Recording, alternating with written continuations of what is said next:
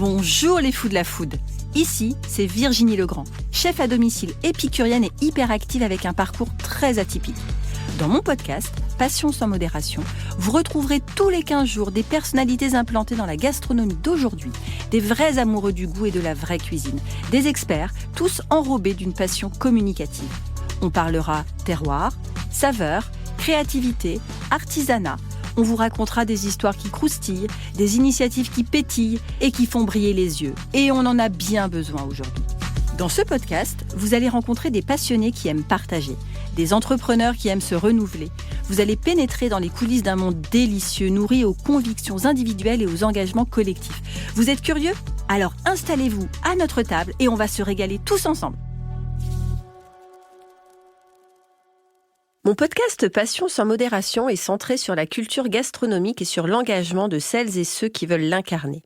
J'aime explorer la fibre artisanale et créative en invitant des personnalités iconoclastes au parcours atypique, qui ont de très belles histoires à raconter. J'anime, ils s'expriment, elles racontent. Vous écoutez, nous partageons une table ensemble. Êtes-vous prêts pour des interactions passionnantes ici au micro du Studio Module ?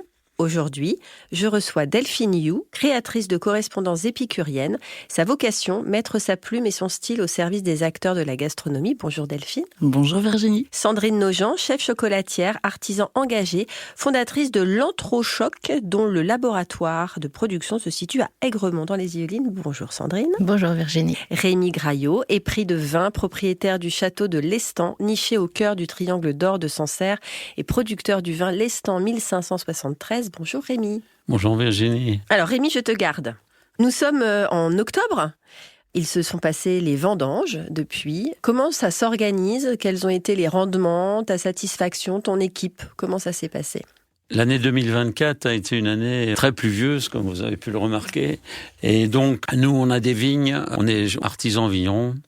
Et donc, on soigne les vignes d'une manière très naturelle. Et on cultive d'une manière très naturelle. C'est notre marque de fabrique. Et tout ça pour dire que cette année, comme il a beaucoup plu, et comme on met pas de produits chimiques sur les vignes, les maladies se sont installées allègrement. On laisse faire la nature. La main de l'homme dans la nature pour essayer de diriger la nature, j'y crois pas trop. On a pris le sens de respecter la nature et de se laisser bercer par la nature. Donc c'est elle qui contrôle la main de l'homme. Voilà, c'est pas l'homme. Voilà, mais c'est bien. Voilà. Et donc, c'est pour tout dire que cette année, finalement, il y a eu beaucoup de maladies et le rendement a été très faible.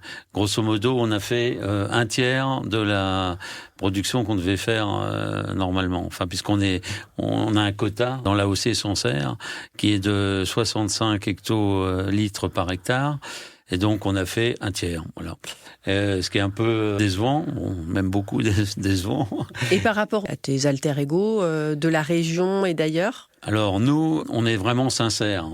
Sincère dans le Sancerre. C'est pas mal, ça, ce petit slogan, Rémi.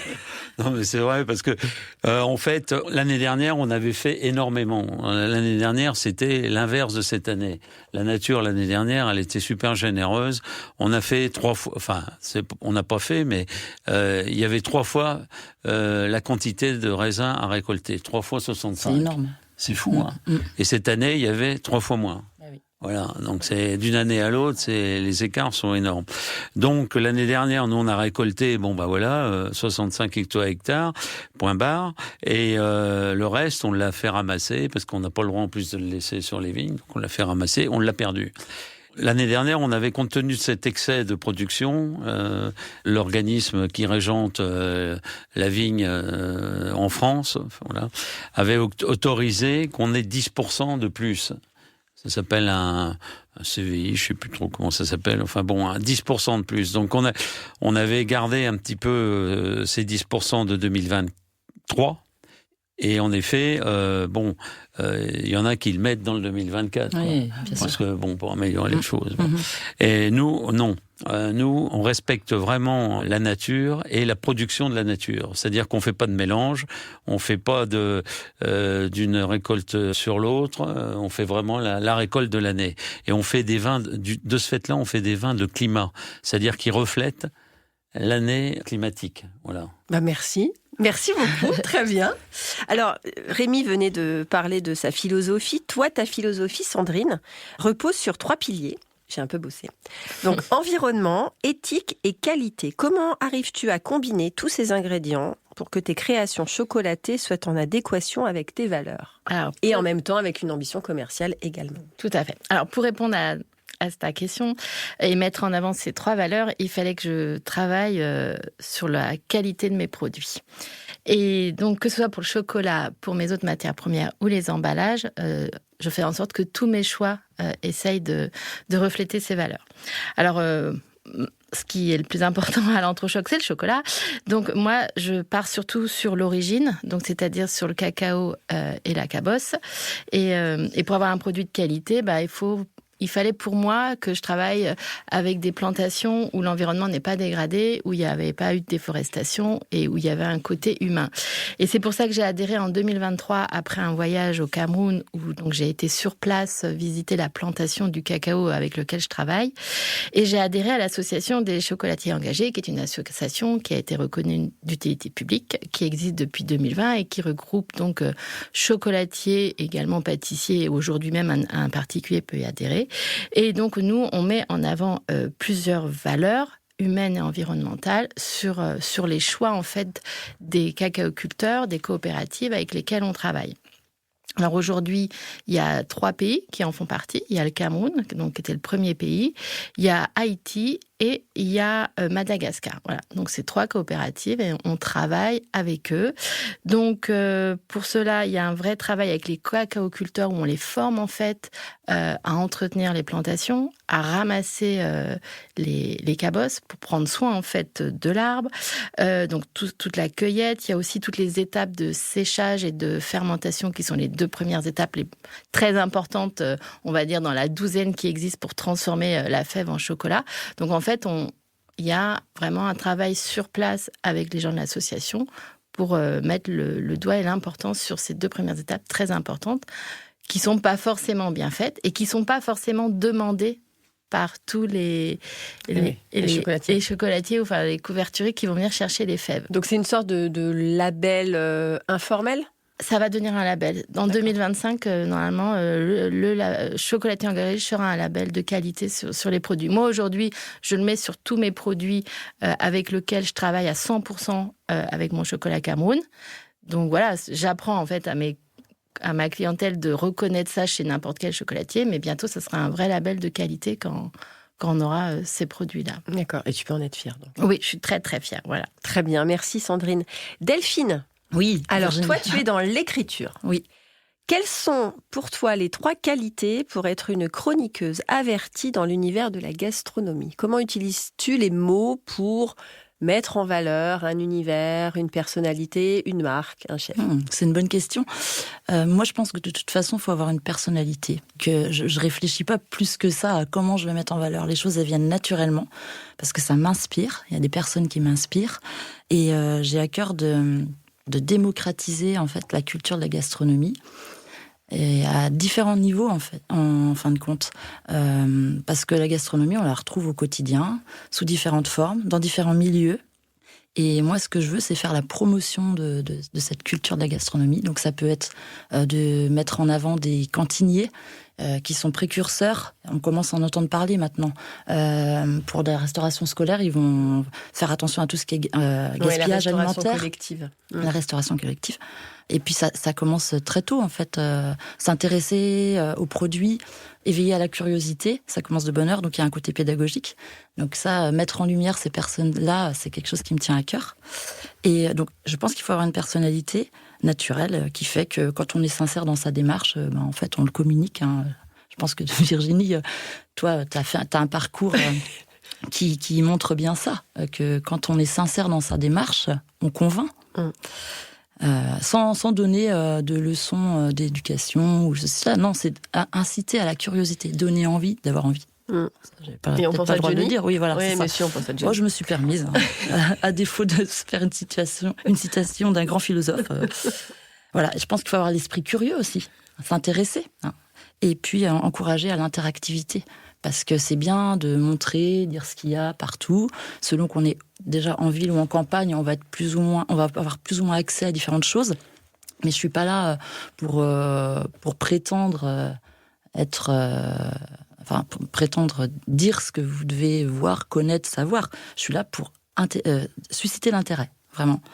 Donc, encourager, mettre en lumière, mettre en relation les différents acteurs qui œuvrent au quotidien, encore une fois, dans différents milieux. Donc, par exemple, ton client type. Mon client type. Ou ton client idéal. Voilà, si là, tu as un coup de fil, tu dis, lui, c'est le client avec lequel j'ai envie de bosser. Je suis tellement, enthousiaste dans ma démarche que j'ai... est-ce qu'on peut dire l'ambition ? En tout cas, j'ai vraiment l'envie de travailler avec différents types de clients. Et je pense que ça peut être des organismes, justement, qui sensibilisent à l'alimentation. Ça peut être ça. On parlait aussi de la restauration collective. Vous avez les EHPAD.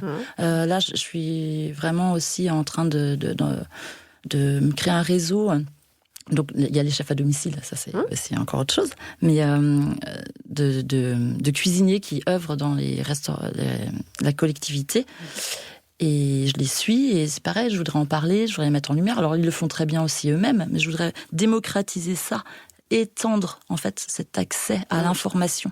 Vulgariser, voilà, c'est bien, tu as les termes exacts. J'essaye. On sent l'ancienne professeure de lettres.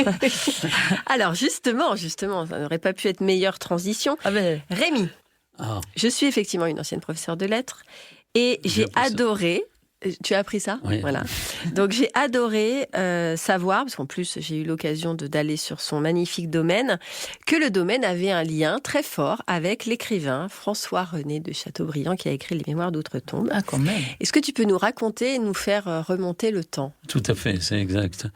Juste un petit mot pour dire, j'ai beaucoup aimé l'histoire de l'environnement et aussi l'histoire de mettre en lumière des chefs qui sont dans les cuisines, dans des trous, là, on n'en parle jamais. Soit dans les hôpitaux, soit dans les écoles, soit dans les EHPAD. Mais mes invités sont des gens bien réunis. Je vois ça. Bon, donc, alors, François-René. En fait, l'Estan 1573, c'est la marque du vin de Sancerre qui est produit sur la propriété du château de l'Estan à Sancerre. Et le château de l'Estan est la date la plus ancienne où il y avait quelqu'un, Madame 2100, c'était 1573. Elle habitait déjà dedans. On ne sait pas à quel moment il a été construit. Toujours est-il que Hayde de Neuville, la famille Hayde de Neuville, qui était un homme politique très important au 19e, de 1800 jusqu'à 1857 quand il est décédé, il était royaliste. C'est pour ça qu'il a rencontré Chateaubriand, qui était royaliste aussi.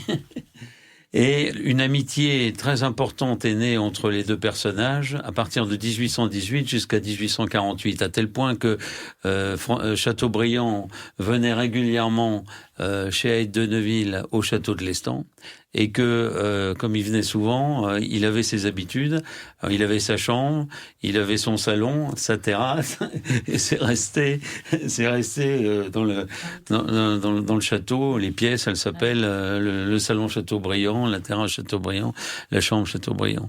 En fait, Hayde de Neuville a été, à tel point ils étaient amis, il était l'exécuteur testamentaire de François-René de Chateaubriand, puisque de Neuville est décédé en 1857 à l'âge de 81 ans.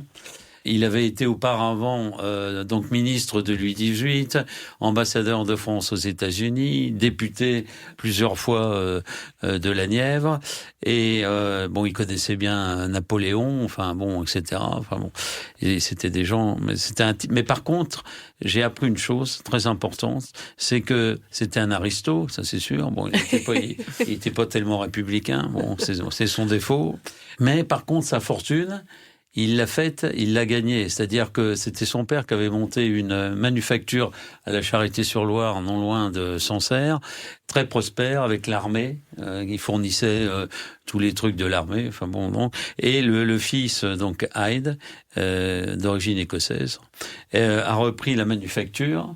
Et à un moment donné, quand il a été exilé aux États-Unis, c'est-à-dire en 1800, il n'a pas été exilé, mais il s'est exilé tout seul, mais Napoléon lui a dit « Si tu restes là, ça va mal finir pour toi ». Donc voilà, donc il est parti et il a vendu la manufacture de la charité. Et donc avec cet argent, il est parti aux États-Unis et il a remonté une autre manufacture là-bas aux États-Unis. Quand il est revenu, c'est là où il a rencontré Chateaubriand. Il l'a rencontré en prenant le bateau, parce qu'à l'époque, quand ils traversaient l'Atlantique pour aller aux États-Unis, les Français, ils partaient du Portugal. Alors bon, parce que c'était là-bas où il y avait les bateaux qui fonctionnaient bien, quoi. Enfin bon.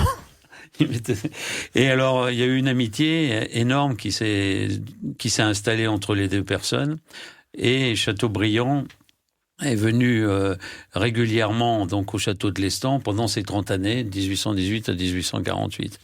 Et alors, ce qui est vachement bien, c'est qu'il y a des échanges de courriers pendant toute cette période-là entre eux, parce qu'à l'époque, ils n'avaient pas le portable comme nous. Il reste des traces. Donc voilà, ils écrivaient, ils s'envoyaient des mots, etc. Et c'est très intéressant parce que on voit que on lit la prose de Chateaubriand, voilà, et aussi on s'aperçoit que Chateaubriand c'était un écolo avant l'heure. Il adorait les arbres, il plantait plein d'arbres chez son copain à Deneville, et il écrivait « Comment vont mes arbres ? Surtout prenez soin de mes arbres. » Oh, c'est trop mignon. Oui, donc il y a des arbres là, à l'Estang, il y a les... Ah bah oui, le cèdre de Chateaubriand qui a été planté en 1836. Je voulais que tu me parles du cèdre de Chateaubriand. Il y a des arbres remarquables qui ont été plantés il y a deux siècles, quoi, quasiment. Voilà, qui ont été plantés par Chateaubriand. Le cèdre, ça c'est historique. Il y a un séquoia qui a dû être planté aussi par lui parce qu'il est énorme.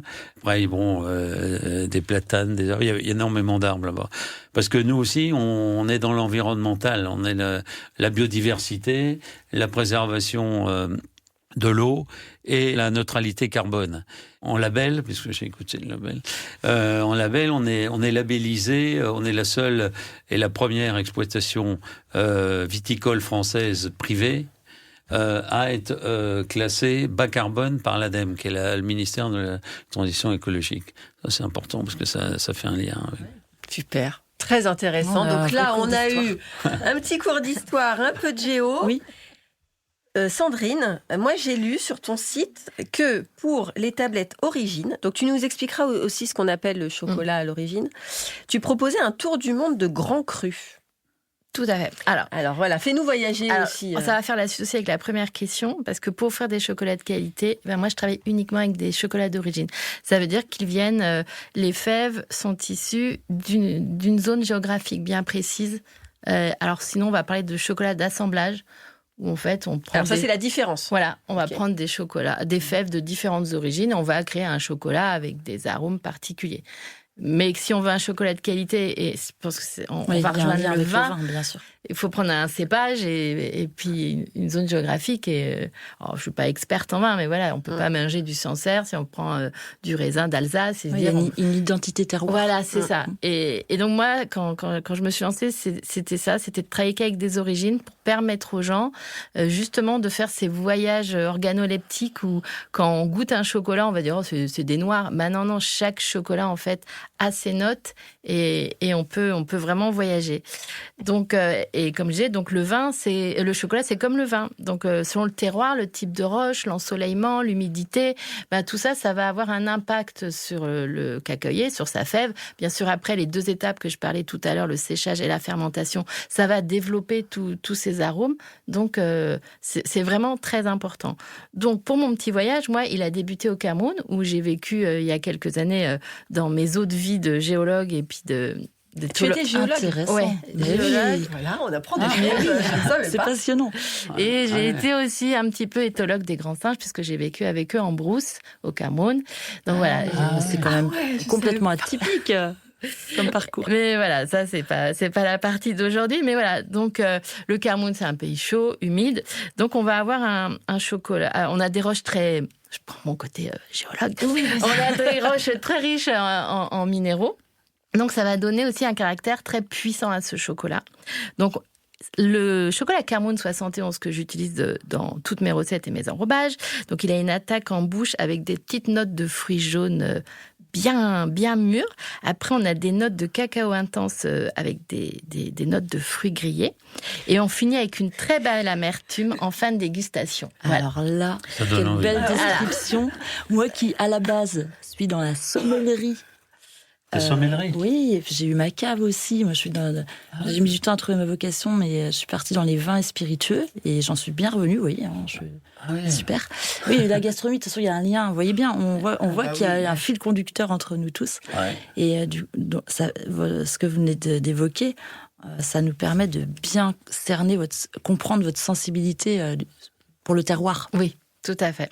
Parce que vous y avez vécu, vous avez ressenti les choses et vous essayez de transmettre cet environnement. En fait, quand je parle du chocolat Cameroun, entre autres, je parle plus loin que le chocolat, parce que j'y ai vécu. On le sent. Et c'est un pays où je suis toujours attachée. Hein. Je suis marraine d'une petite Camerounaise. Enfin, voilà, je suis attachée à ce pays. Donc, je continue mon petit tour du monde. Bien sûr, ce que j'ai dit. Est-ce que tu peux nous faire voyager? Alors, après, on va aller un peu plus au sud. J'ai un chocolat Madagascar 70%. Lui, il va être marqué par des notes acidulées vivifiantes d'agrumes. C'est très particulier pour un chocolat, mais voilà, on a des notes d'agrumes. Et en allonge, on a des pointes chaleureuses de boisé et de fruits secs. Alors après, je pourrais vous amener en Papouasie-Nouvelle-Guinée. Oui, on y va. Avec un chocolat qui est vraiment unique et surprenant, car il offre en première bouche des notes fumées, très prononcées. C'est incroyable. Après, on passe sur des notes d'arômes de tabac alliées à des touches végétales qui rappellent un peu le thé vert. Il est surprenant. Et c'est un chocolat qui est utilisé, conseillé en tout cas en cuisine, parce qu'il est extrêmement fumé. Et donc, il y a beaucoup de grands chefs. Donc, en cuisine, donc en salé. Oui, en salé. Dans des sauces, par exemple. Ça, tout à fait. Et enfin, je finis mon tour du monde avec un chocolat à la fois complexe et raffiné qui débute en bouche avec des notes de réglisse. Vous plonge ensuite avec générosité dans un velouté tout à la fois cacaoté et chocolaté, mêlant des pointes de boisé avec un soupçon de tourbe et de cuir. Nous sommes en Haïti. Oh là là, super. Écoute, merci beaucoup. Du coup, la question qui me vient, les accords vin-chocolat. Ouais. T'as déjà pensé à ça? J'y pense. Très souvent. Moi, je rêve en fait de faire un atelier vin-chocolat. Je sais que ça existe. Alors attention, elle rêve de faire un atelier vin-chocolat. Non, mais c'est un lien parce que le terroir, tu parles de terroir et c'est très proche du vin. Et figure-toi que j'ai rencontré le chef pâtissier du Royal Monceau, qui est un jeune. Je t'en avais parlé, qui est passionnant, qui a eu une histoire incroyable. Et en effet, il me disait, tiens, on pourrait faire un dessert, ou un chocolat, avec un accord mets, chocolat, vin. Et ça pourrait être intéressant. C'est intéressant de bien le faire parce qu'il y a une période où c'était un petit peu à la mode, parce que c'est comme tout ce qui est nouveau, où d'un coup on découvre que tiens, on peut associer telle et telle chose. Ça avait le vent en poupe. Il y a tout et n'importe quoi qui s'est fait. Et là, c'est bien de repenser la chose avec deux professionnels chacun dans leur milieu. Là, vous avez des affinités sur ça. Alors c'est vrai que son vin, c'est d'un blanc. Ouais. Alors, est-ce que c'est plus facile d'associer du blanc que du rouge? Après, tout est possible. Moi, Parce que là, tu parles d'agrumes. Il a des notes d'agrumes, son lestan. Faire goûter. T'as pris un tire-bouchon? Non, parce qu'il est pas frais. Non, mais il a des notes d'agrumes. Donc après, avec le chocolat dont tu parles, ça pourrait être... Et le fumé avec un rouge, je suis sûre. Oui. Moi, j'en ai fait des accords... Dans des accords mes vins, j'ai fait donc chocolat brandy parce que j'étais en Afrique du Sud et je faisais des animations d'accords et avec le vin aussi. Et ce que je peux vous dire après, personne n'a la science infuse. Ça on est bien très subjectif aussi. C'est complètement subjectif, mais il y a quand même des bases et qui de toute façon sont des règles dans les accords. Ouais. Et ça, on peut pas y déroger. C'est le fait que les tanins dans le vin. Il faut savoir les utiliser parce que ça peut justement avec le chocolat clasher. Oui, les dompter, tu veux dire. Les dompter, tout à fait. Ça peut donner un goût métallique. Et c'est comme avec les accords pour les vins et fromages, où parfois on va plutôt préférer des blancs pour tel type de fromage et des rouges pour d'autres. Dans les chocolats, c'est pareil. Je pense qu'avec le blanc comme le rouge, on peut vraiment se régaler, se trouver des choses parfaites. Mais il faut savoir les associer. Merci Delphine, je te garde. Alors justement, à celles et ceux qui ne sont pas férus de cuisine. Bon, ce qui n'est pas notre cas, bien sûr, et ni ceux qui écoutent, ni ceux qui viennent dans mon podcast. Comment ferais-tu l'éloge de l'art culinaire ? Qu'est-ce que c'est pour toi l'art culinaire ? Comment tu écrirais sur l'art culinaire ? Un mot, c'est la dimension émotionnelle que ça procure, et qu'on soit sensible ou plus ou moins sensible au niveau du palais à ce qu'on goûte. Dès que vous touchez la dimension émotionnelle, vous arrivez à capter l'intérêt de tous. Et justement, j'ai eu l'occasion de le constater dans mon parcours de caviste, sommelière. J'avais un petit peu aussi d'épicerie, enfin bref, de fromage. J'ai vu avec les différents profils, donc déjà français ou étrangers, parce que les cultures qu'on a, les régions, etc., tout le temps, ce qui nous rassemble et ce qui fait qu'on va réagir, qu'on va avoir une sensibilité, c'est la dimension émotionnelle. Et voilà. C'est très beau. C'est très très beau parce que finalement, on a toujours tendance à être un peu enfermé, figé dans ce côté très académique. Oui, c'est normal. On est conditionné. Dogmé, conditionnement avec des règles, des codes, des présupposés. En fait, je pense que la cuisine, c'est aussi se laisser aller, lâcher prise et écouter son cœur. Finalement. Oui, parce que ce qu'on cherche, c'est du bien-être, du plaisir. Dans la cuisine, c'est ce qu'on veut aussi. Et du coup, toi, Rémi, ton vin, tu le destines à qui, en fait ? Justement, je le destine, c'est une bonne question, je le destine à des gens qui ont de l'émotion. Et qui savent surtout... je dis ça parce que je viens d'écouter, je suis tout à fait d'accord avec ce que... Mais je vois que tu écoutes, mais oui, je suis très contente. Non, mais c'est vachement important, c'est vrai, je destine aux gens qui ont de l'émotion et qui sont capables aussi de faire une démonstration de leur émotion. De transmettre. De transmettre. Et surtout moi, ce que j'aime, c'est quand on fait les dégustations, c'est qu'il y a une réaction. Qu'on me dise quelque chose, n'importe quoi, je m'en fiche. Enfin, c'est mieux qu'on te dise c'est bon. Oui, mais en général, ils disent c'est bon, mais je dirais que c'est bien de dire c'est bon, mais c'est pas suffisant. Moi, ce que j'ai envie de procurer, c'est un peu comme ton chocolat.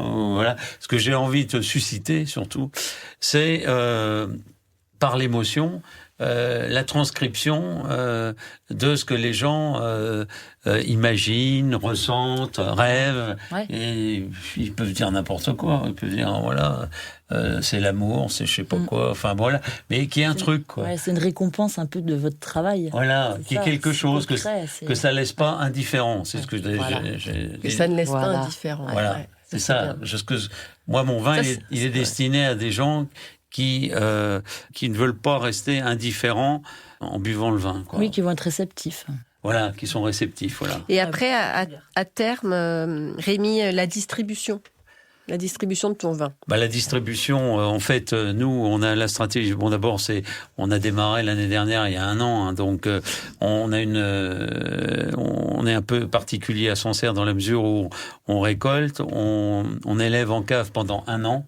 Ensuite, on le met en bouteille. Ensuite, on le garde 1 an en bouteille. Ensuite, on le vend la 3e année. Bon, il y a que nous qui faisons ça à Sancerre. Parce que le Sancerre, en général, là, il y a, par exemple, la récolte 24. Il va commencer à être mis sur le marché au printemps, à 25. Donc voilà, nous, on va le mettre en 3 ans. Donc, on a décidé de faire un produit haut de gamme, une marque de luxe. Voilà.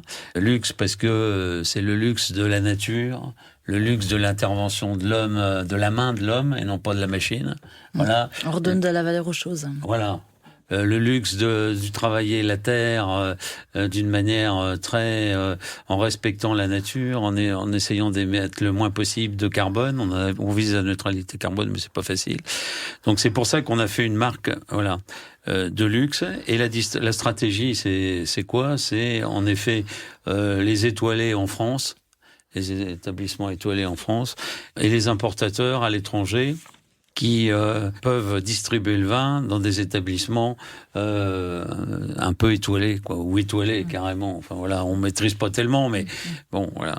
Et donc ça, c'est la distribution. Et aussi, on a la possibilité, Enfin, vous avez la possibilité d'acheter des bouteilles chez Lavigna, les caves Lavigna.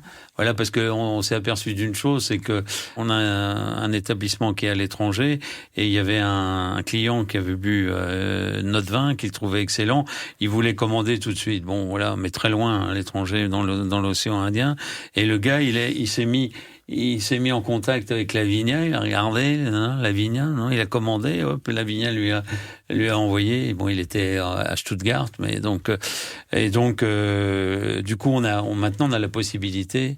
Alors on essaie, on voudrait aussi être distribué par d'autres caves, mais pas trop, Ouais. pas trop diffusé, parce que bon, voilà. Si on veut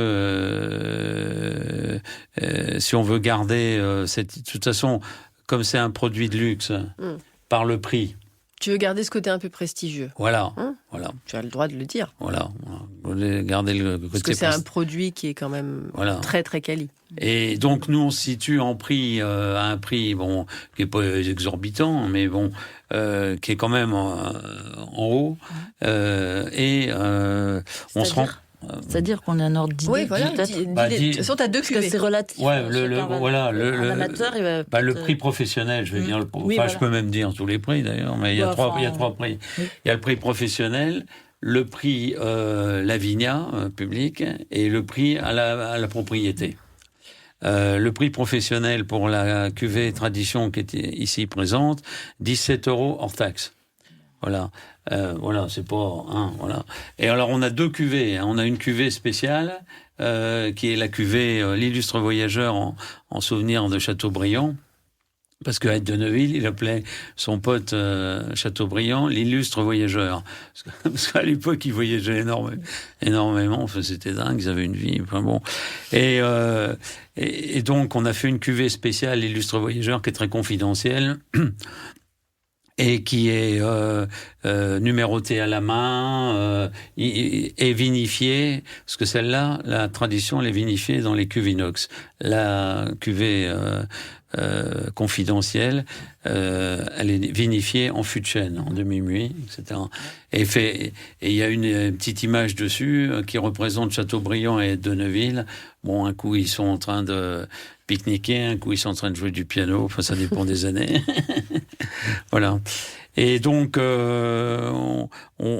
ça, c'est pour la cuvée spéciale. Elle est à 30 € hors taxe pour les professionnels. Chez Lavigna, la cuvée spéciale, enfin voilà, pour la distribution, 35,50 et 63 TTC. Ensuite, au domaine, au château de l'Estan, 25 TTC, 45. Voilà. Et puis maintenant, on a aussi un modèle au-dessus. On a le Magnum. Je n'ai jamais vu ça, le en Magnum. Tradition. Bah non, t'as pas tout vu encore. Par étapes. Bah voilà. Donc on est cher, mais on n'est pas. Mais bon, on a quand même un souci, c'est que à Sancerre, comment dirais-je, ils ont du mal à vouloir monter, de faire du vin vraiment de très qualitatif, ouais. Ah, les prix sont un obstacle dans cette région ? Ils préfèrent, ouais. C'est vrai ? Bah ouais, un peu. Il y a combien d'exploitations Il y a grosso modo, Sancerre, l'AOC, c'est 3000 hectares et 300 vignons. Faire simple. Ah ouais. Et c'est, je ne sais plus combien de communes, une vingtaine de communes. Nous, on a la chance d'être sur la commune de Sancerre, donc c'est plus simple pour la communication, puisqu'on fait du vin de Sancerre, voilà. Et les autres, ils font du vin d'une autre commune, mais ça s'appelle du Sancerre, comme ils disent. Ah ouais. Et voilà, c'est pas pareil, mais bon, voilà. Et à Sancerre, par exemple, on est une douzaine de vignerons. On n'est pas nombreux sur la commune de Sancerre. Voilà. Et c'est étonnant que le prix soit une barrière pour ce type d'appellation, parce que les vins de Loire sont les premiers présentés en restauration. Ouais. Et Sancerre, ça reste une appellation, à mon sens, assez noble, quoi. Tout à fait. Mais peut-être que c'est comme dans le Bordelais, où on va avoir tellement de diversité. Ouais.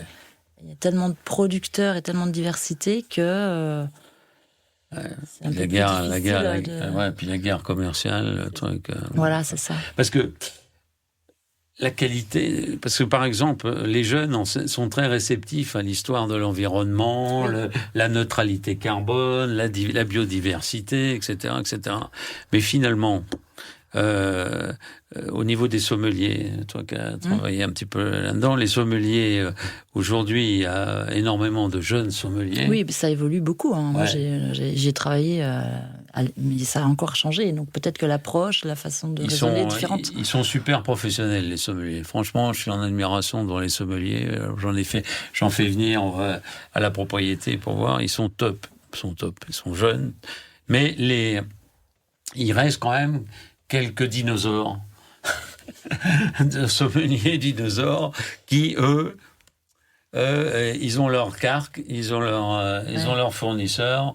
On a beau leur faire goûter. Ils veulent pas sortir du cadre, en fait. Ouais, voilà. Ils sont pas curieux, du coup. Ils le trouvent, non. Ouais, finalement, c'est ça. C'est surprenant. Ils sont pas curieux. Leur passion s'est essoufflée.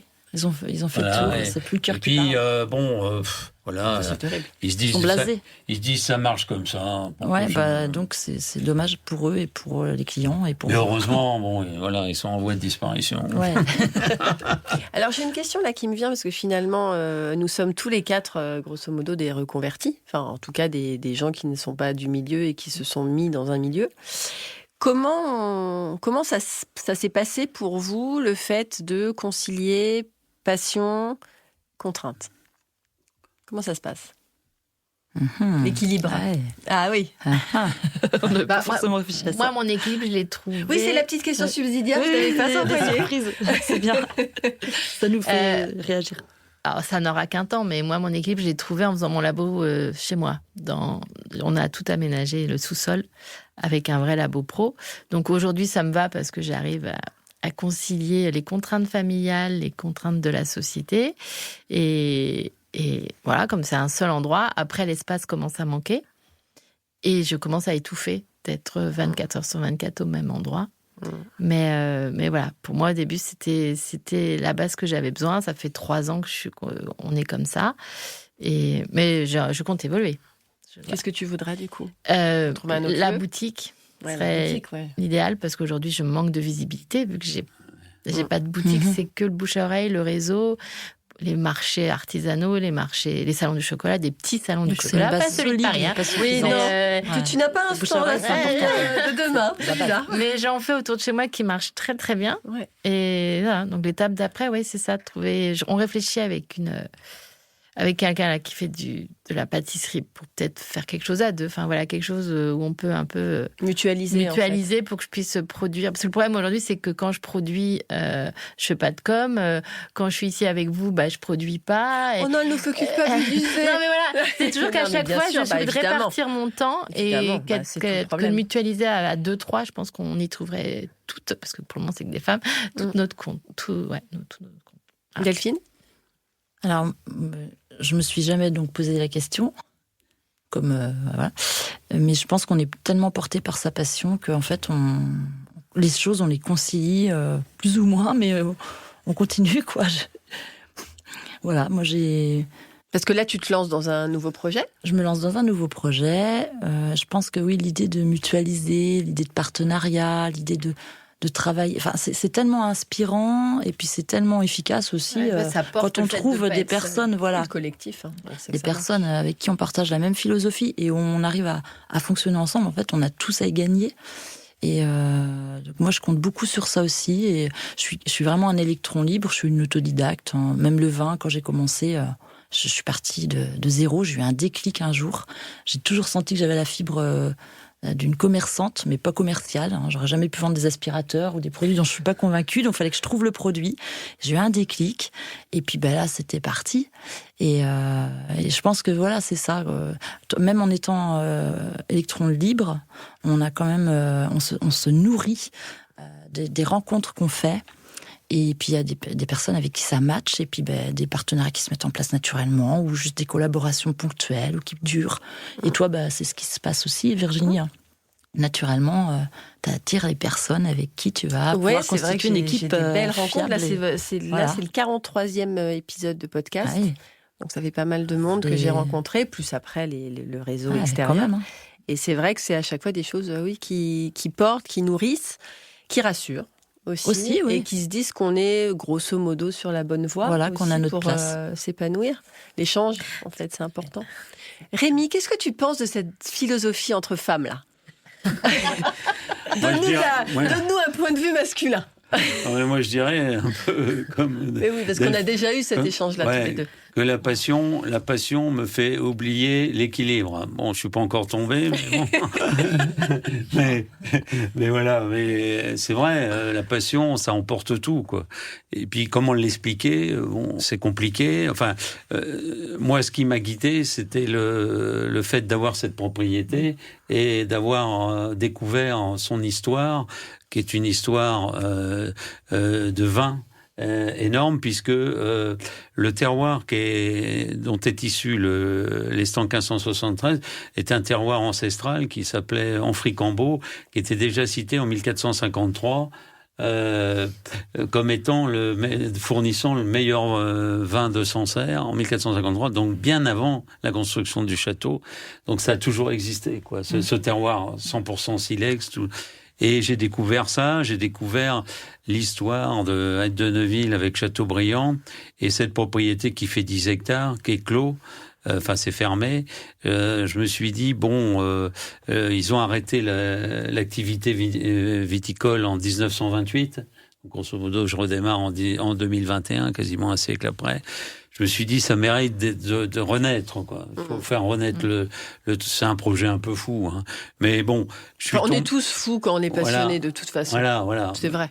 Puis ce que je dis toujours, je suis tombé amoureux de cette propriété parce que d'abord, je suis je suis originaire de la région de Sancerre, donc je suis tombé amoureux de cette propriété, du château, des vignes, du travail des vignes, parce que mes parents étaient paysans. Bon, l'amour, ça fait faire des folies, quoi. Voilà. Donc je suis tombé. Ouais, c'était comme une évidence pour vous, en fait. Oui, voilà. C'est ça. Je suis tombé là, et du coup. Petit à petit, je me suis... Et en effet, c'est passionnant de faire des rencontres, comme tu disais, Delphine, de faire des rencontres avec des gens qui deviennent passionnés d'un seul coup, qui écoutent ce que tu dis. Il y en a qui s'en foutent complètement. Bon, ok, mais c'est la vie. Puis on a l'impression de se comprendre, en fait, d'être compris. Ça fait du bien aussi. Ouais, voilà. Oui, parce que il y a ça aussi. Clairement, les passionnés, moi je l'expérimente depuis 10 ans, mais comme je rencontre beaucoup de passionnés, c'est un langage à part. Ouais. Voilà. Ouais. Donc, moi, j'aime bien aussi ce podcast. C'est le moment où on se parle un petit peu à cœur ouvert. Après, voilà, les différents rendez-vous que je peux faire. Mais plein de gens ne comprennent pas parce qu'on est dans un peu l'excès, on est dans le surenthousiasme et dans la projection. Et qu'est-ce que tu dis, Rémi? Tu dis le mouvement. Ouais, le mouvement. Ouais. Voilà. Il est obsédé par le mouvement. Ouais. Et c'est vrai, mais c'est important. Mais oui, c'est ça. Mais le mouvement, c'est à la fois une histoire de passion, mais c'est pas que. Parce que le mouvement, moi j'ai toujours pensé que pour le business, parce que c'est pas le tout d'être passionné, etc. Il faut quand même gagner notre vie. Il faut quand même gagner sa vie. Sinon ça va mal. Donc, je me suis toujours dit que pour faire le business, pour faire du chiffre d'affaires, pour que ça marche commercialement. Moi, je suis pas, en effet, je vendrai pas des aspirateurs. Non plus. C'est pas mon truc, mais bon, voilà. Mais il faut du mouvement. Ça veut dire quoi? Il faut être en perpétuel mouvement. Ça veut dire quoi? Ça veut dire qu'il faut rencontrer, il faut être ici, par exemple, aujourd'hui. Il faut rencontrer toujours des gens nouveaux. Dans l'énergie. Voilà, dans l'énergie. Et rencontrer des gens nouveaux, et des gens nouveaux, et des gens nouveaux. Et puis, finalement, à un moment donné, on rencontre, alors il y a pas mal de pertes, hein, mais parfois, par exemple avec Virginie, j'ai rencontré Virginie par un ami, c'est super parce que aujourd'hui je suis ici. et on est en train de faire quoi? On est en train de créer un dîner pour un accord Mévin. Voilà, exactement. Qu'on aimerait beaucoup faire. Ouais. Et donc le mouvement, c'est ça, c'est voir le plus de gens possible, qui ont un lien bien évidemment avec ce qu'on fait, parce que il s'agit pas non plus de les commerciaux d'aspirateurs, on va pas aller déjeuner avec eux. Voilà. Avec tout le respect qu'on a pour eux. Voilà. Mais le mouvement, c'est vachement important. Je vais avoir des soucis, moi. Pourtant, on a besoin d'aspirateurs. Oui, je dénigre pas. Ça, c'est sûr. C'est Non, pas non, ma mais vocation. Ce sera la petite joke. Et aussi pour la visibilité. Parce que j'entendais pour le chocolat la visibilité. Moi, j'ai le même souci, la visibilité de la marque. Il faut que, pour faire la visibilité de la marque, il faut du mouvement, il faut que ça soit présent partout, il faut essayer. Quoi. De toute façon, c'est ça. C'est visible pour être crédible, pour ensuite donner envie, conquérir, et puis en même temps, séduire. le mouvement, c'est être vivant aussi. Je veux dire, à un moment, c'est ça, finalement. Ouais, c'est le dynamisme, Bah oui, de toute façon, les passifs, les passifs n'arrivent. Enfin, voilà, c'est pas possible. En tout cas, quand tu portes une marque, comme on porte nous, nos marques, c'est pas possible. Alors, j'ai une petite question à vous poser. Donc, moi, je suis une ancienne professeure de lettres et je vais vous lire un passage de Proust. Et après, je vous poserai une question qui n'est pas très compliquée à deviner. Oui. Mais quand d'un passé ancien, rien ne subsiste, après la mort des êtres, après la destruction des choses, seule, plus frêle mais plus vivace, plus immatérielle, plus persistante, plus fidèle, l'odeur et la saveur restent encore longtemps comme des âmes à se rappeler, à attendre, à espérer, sur la ruine de tout le reste, à porter sans fléchir, sur leurs gouttelettes presque impalpables, l'édifice immense du souvenir. Alors je trouve que cet extrait est sublissime. Quelle est votre Madeleine de Proust ? Qui commence ? Celle-là, pareil, je ne la préviens pas. C'est compliqué. Qu'est-ce qui vous rappelle l'enfance, une expérience sensorielle qui vous embarque, qui vous fait voyager ? L'odeur et la saveur, Ouais, c'est quand même l'appel à nos sens et l'odeur. Alors souvent, c'est vrai qu'on associe ça à l'enfance. Ça peut être, toi, le chocolat. L'offense ou des fois des instants, si on est sensible à ça. C'est des souvenirs. En tout cas, c'est des instants précis, on a goûté quelque chose dans un contexte anodin et on se souvient de cette sensation. Mais là, je vous ai joie. cueilli, là. Je vous ai cueilli avec la question. Rémi, Ça y est, j'ai une idée. Vas-y, Rémi, à toi. Je dirais que moi, ça a un lien d'ailleurs avec le vin. C'est mon grand-père maternel, qui en fait était un épicurien puissance 1000 et qui aimait toutes les bonnes choses de la vie, quoi. Qui aimait bien manger, bien boire, bien tout, les cigares, tout, quoi. Les femmes, tout. et donc, je dirais que pour moi, c'est un peu... Bon, il est décédé en 1974, donc il y a déjà un moment. Mais ça restera toujours en moi, je dirais, ce souvenir de la vie. Bon, c'est un lien d'ailleurs avec le... Bon, il aimait beaucoup le vin. Il venait à Pouilly-sur-Loire, au Sauvignon. Il allait voir les vignerons de Pouilly qui font du Sauvignon, comme le même cépage que Sancerre, quand j'étais tout petit, voilà. Et ça m'a marqué c'est pas, j'allais dire, la joie de vivre. C'est pas la joie de vivre, c'est profiter, déguster la vie. Déguster. Savourer la vie. Savourer la vie. Savourer la vie, tous les instants. Savourer l'aimer, le chocolat, le vin, tout, quoi. C'est des atmosphères. Ouais. Ça, c'est vachement important. Pour moi, c'est... Voilà. Qu'on garde en tête. Super. Ouais, moi, je rebondis sur le mot atmosphère.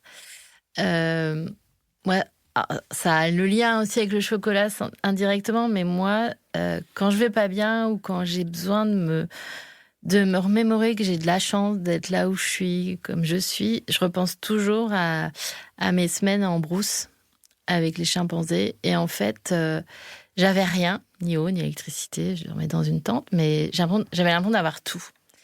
Et je ressens toujours ces odeurs, cette chaleur, cette humidité, les cris, les contacts que j'ai eus avec eux. Je pense qu'ils sont uniques, que peu de gens auront la chance. Donc tu avais un dialogue avec eux.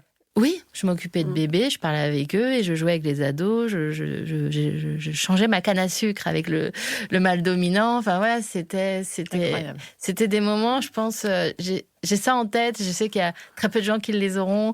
Et en fait, oui, ça c'est sûr. En tout cas, autour de cette table, dans mes podcasts. Et c'était un rêve. Et des fois, je me dis, en fait, t'as la chance d'avoir réalisé ton plus grand rêve. Quoi. Et ça, j'adore. Et vraiment, il y a des... On mangeait pas de chocolat, mais j'ai toujours ces odeurs de l'Afrique qui est en moi. Enfin, j'aime l'Afrique de toute façon, mais je repense souvent à ces moments-là privilégiés, en fait, que j'ai eus. Très beau. Voilà. Delphine? Oui, tout est dit. Hein. Des fois, il faut savoir aussi se taire. Non, mais je pense que oui, on a fait le tour un peu de l'idée. Ouais. Hein. Alors, j'avais une question, mais vous avez déjà répondu sur ce qu'est la passion. Je crois que vous avez donné une belle définition de la passion. Et je voudrais terminer en vous posant la question, qu'est-ce que cuisiner pour vous? Je vais avoir honte de ma réponse. Ah non, mais il n'y a aucune réponse. Depuis que pas de jugement. Depuis que je me suis reconvertie, et mon mari serait content de l'entendre, merci chérie, je ne cuisine plus du tout quasiment à la maison parce que je me donne à 100%... Enfin voilà, en fait, tout à l'heure je parlais d'équilibre, mais je l'ai jamais l'équilibre. Hein. Mais personne ne l'a jamais, Sandrine. Donc en fait, je me consacre beaucoup moins à ma famille et à la cuisine encore moins. Donc mon mari qui adore cuisiner et qui cuisine super bien. Mais tu adores manger. Mais j'adore goûter ses plats. Voilà. Donc c'est vrai que je cuisine quasiment donc, plus. Alors qu'avant, voilà, avant je cuisinais avec moi, maintenant il y a que lui. On aura fait chacun notre part. C'est ça. 20 ans. C'est ça. Rémi? Cuisiner? Oui. Pour moi, ça existe. Non, mais moi, cuisiner, en fait, il y a eu avant le Covid et après le Covid. Avant le Covid, j'ai jamais cuisiné. Je cuisinais jamais. Enfin, on cuisinait jamais avec mon épouse. Et puis, il y a eu le Covid. Bon. Avec sa mère. Non, mais c'est vrai. Pour survivre, on s'est mis à cuisiner. Voilà. Et donc... quelques châtaignes, quelques patates au beurre, voilà. Ouais, des petits trucs. Mais ce qui est quand même très drôle, c'est que depuis, d'ailleurs, non, c'est pas moi qui cuisinais quand vous êtes venu. Non, c'est pas toi. Et alors, mais bon, régulièrement quand même, je cuisine un peu, et ça me fait rire parce que les gens, c'est souvent le week-end, bon voilà, et les gens ils me disent, ah non, mais c'est incroyable comme tu cuisines bien, toi. Non, moi, j'ai rien fait de ce. Bon, enfin voilà, non, la cuisine, c'est quand même un art, c'est un art compliqué. Enfin, qui me semble compliqué. En fait, il faut être inspiré. Là encore, c'est pareil. Quand tu parles, toi, du vin, de ce que tu fais avec le vin, moi, je ne pourrais pas le faire. Ouais, c'est sûr. Tu vois, sûr. donc, voilà, la cuisine. Et c'est pas forcément compliqué. Ça peut l'être quand on arrive à un niveau de cuisine avec de la précision, de la technique, etc. Mais la cuisine, ça peut être aussi quelque chose de complètement naturel. Comme d'autres personnes, ça va être de danser. C'est une forme d'expression pour moi. Ah ouais. C'est une forme d'expression. On s'exprime à travers la cuisine. C'est une espèce de prolongement d'évidence de soi. aussi, de prolongement de soi. Et puis ça, pour moi, je me suis permise de couper la parole cette fois. On l'a pas. T'as bien fait. C'est une façon aussi de rassembler, une façon de s'ouvrir aux personnes, puis de rassembler, de s'ouvrir l'esprit. Puis créer de l'émotion. Créer de l'émotion, mais de toute façon, c'est bienveillant, c'est du partage, c'est tout ça. C'est de l'amour. Ouais, puis il y a plus de distinction de quoi que ce soit, ni de milieu, ni de hiérarchie, ni de quoi. La cuisine, c'est humain, quoi. C'est bien. Alors, je vais conclure. Alors, comme d'habitude, je fais toujours ma conclusion en live avec les mots qui sortent. Là, il y avait pas mal de mots, de mêmes mots qui sont sortis. Alors, en conclusion, cet enregistrement accompagné de 3 personnalités volubiles et enthousiastes me conforte dans mon choix de rassembler la passion dans tous ses états. On a parlé philosophie, on a parlé valeurs, on a parlé curiosité, on a beaucoup voyagé, on a fait l'éloge du terroir sans modération. Pour résumer cet épisode nourri de sensibilité et de confidence, je citerai la grande dame de Pic, Anne-Sophie Pic. La cuisine, c'est comme le cinéma, c'est l'émotion qui compte. Et clairement, je pense qu'elle résonne pour nous 4. Donc savourons la vie sans attendre. Merci Delphine. Merci à toi Virginie. Merci Sandrine. Merci Virginie. Merci Rémi. Merci Virginie. Et surtout, vive les échanges sincères entre épicuriens. Je peux ajouter une petite chose ? T'en prie. J'invite tous les auditeurs qui sont curieux à aller sur mon blog. Tu as raison. Mon blog à rassasier vos sens. Rassasier vos sens. Voilà, tout est dit. Je vous invite à découvrir les univers, justement, que la gastronomie peut nous procurer. On ne procure pas un univers, les univers dans lesquels elle peut nous emmener. Merci voilà, et à bientôt pour de nouvelles aventures. Ça y est, notre rencontre prend fin. J'espère que l'inspiration et l'immersion dans l'univers de tous mes invités vous ont mis l'eau à la bouche. La conversation vous a plu ? Les confidences vous ont ému ? Merci de laisser un avis et vous abonner pour ne rien manquer des prochains épisodes et pour le propulser encore plus loin. N'oubliez pas de faire un petit tour sur mon site internet communique-passion.fr et de vous abonner à ma newsletter. À très vite pour de nouvelles aventures gastronomiques.